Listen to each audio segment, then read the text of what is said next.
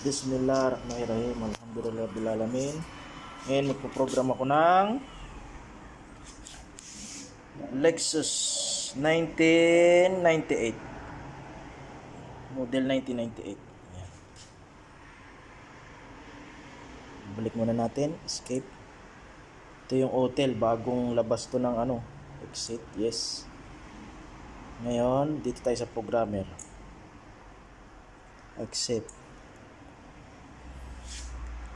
At bibigyan ko muna yung aircon. Aircon mainit eh.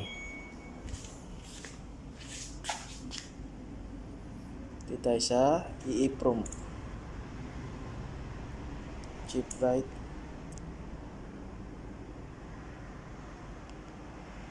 Tapos EEPROM. Hanapin natin yung microchip. Tapos 93C. Tapos 93C56. EEPROM. Read muna tayo. I-read natin kung mababasa yung microchips. Ayaw, hindi. Ngayon ayusin natin siya para mabasa yung microchips.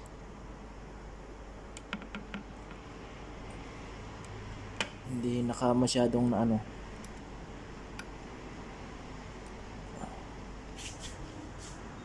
read.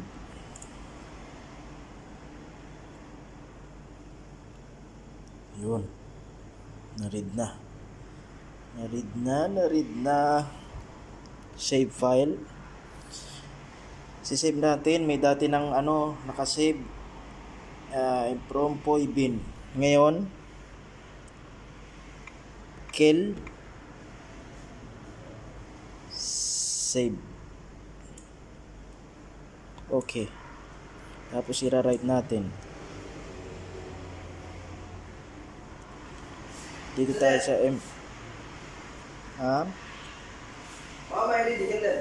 sabar. Sorry, sabar. Okay.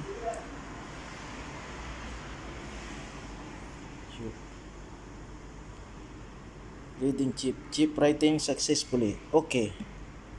Tapos babalik tayo sa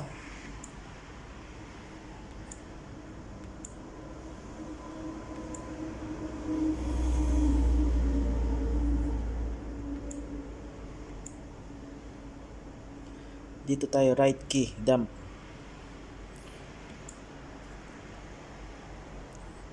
Asia.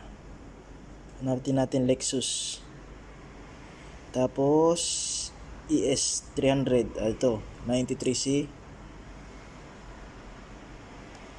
Tapos one touch. 4C yan. 4C, nakasulat. One touch. Okay. Do you have saved the file? Hindi, no. Kasi pag sinave mo yon, hindi make key yon. Dito tayo sa number 2. Make key.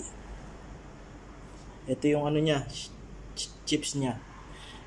Do you want save the new generate file? Hindi, kasi hindi tayo ng ibang susi. Kaya isang susi lang, no.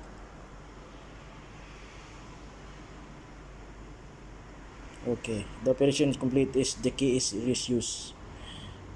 Okay, escape. Ito na ngayon yung susi niya, ay yung chips. Okay, maraming salamat.